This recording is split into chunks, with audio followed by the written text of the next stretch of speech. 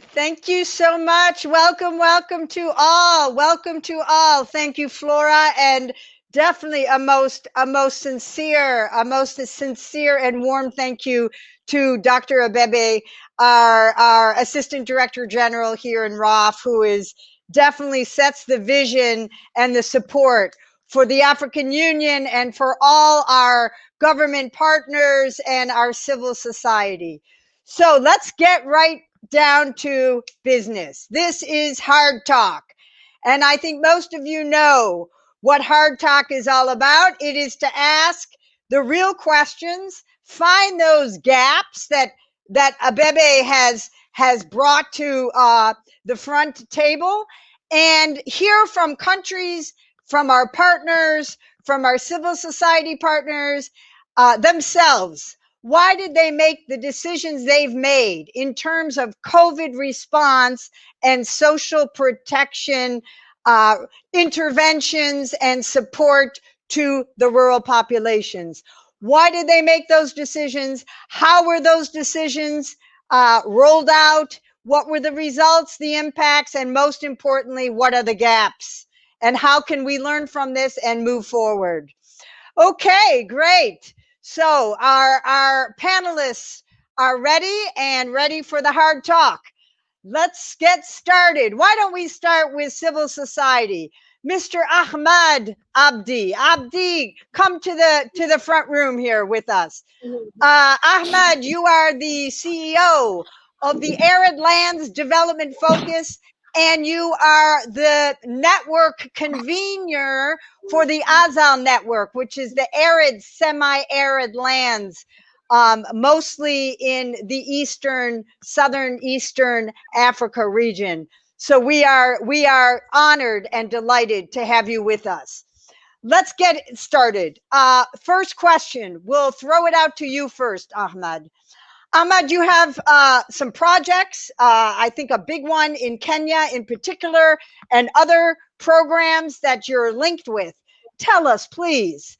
Now, in your COVID response interventions, did you build on and leverage existing social protection systems and programs in place? And if you did, tell us about that. How did you leverage and build upon and revise or adapt the existing systems for this crisis and shock of COVID? And if you did not build upon existing systems, please tell us, then how did you go about it? How did you design? How did you implement if there was very little already there on the ground? Ahmed, over to you. Thank you very much, Pamela. And I just want to highlight that the COVID response that we are talking about came on top of other disasters that happened just before it. And we are talking about flooding that had affected food growing populations. Also the locust invasion. And now we have got the COVID.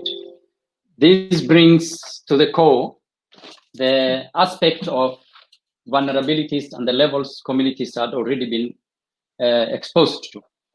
So what happened is, yes, the response we are doing covering around 20,000 is a response to the triple threat people are facing in the country. It has been done in quite a huge location. And yes, it layered on the existing social protection systems. But however, because COVID was bringing in more vulnerabilities and more people who were not vulnerable before were coming on board, the aspect of ground truthing with communities had to be layered in. And so we had come up with a 7-layer model where communities are asked to make the lists of vulnerable persons or to be put into a program. Thereafter, they were given the opportunity to do the verification themselves because the committees that were selected from the community were already inclusive. We had men, women, persons with disability, and a number of other criteria. Once the list they develop is taken back to the village, because of COVID, you can't do the public validation processes. Then we were posting only the names as agreed with them. They were going through, calls were coming in, and they were saying, so-and-so is not vulnerable, so-and-so is vulnerable. Thereafter, a registration of the beneficiaries was happening. This was again validated against the existing social protection registers to be sure who is in it. And when we look at the social protection registers themselves, the individuals who are on the social registers, who are close to 1.3 million households here in Kenya, across the HNSP, the Hunger and Safety Net program, and the Inua Jamii in Kenya, they are getting 2 cycles in 1 month. So it means the next month they have nothing. So they still, if they find themselves in the list, they are still getting the month which they were not getting the government stipend. Once that verification is done, the registers are validated and payments were being done through money transfer systems. And so, yes, we have layered on it. We have brought in these aspects of ensuring the most vulnerable people as a result of COVID are brought on board. Thank you very much. Ahmed, I want to dig a little bit deeper on one of the an important question for you is there were existing registries. I understand that was a national registry. There were 1.3 million people in that registry. So now I didn't quite catch. So your committees are adding on the new vulnerables. Is that how you're doing it? Over to you, Ahmed. Could you please explain that a little bit? Yes, thank you. In each of the different counties, for us to identify the localities that have been hit by any kind of disaster, then we do a key informants with the key departments or different other agencies to be able to identify and zero down on a village. Once you get to the village, then you're able to give the committee the responsibility to be able to identify the vulnerable persons. The register for that village for those different social protection is availed and available. And so you go to the departments in charge, you do a check against it.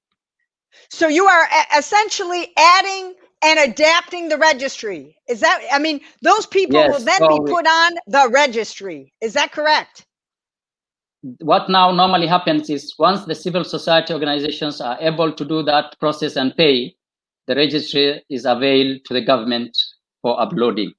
So that addition can still be counter-checked, whether it has they have found themselves registered or not. Very interesting a take-home point there. It's civil society who's building registries a little bit on their own, perhaps not fully coordinated, but then the idea is that you're contributing to a national registry, if I get the point. Very interesting.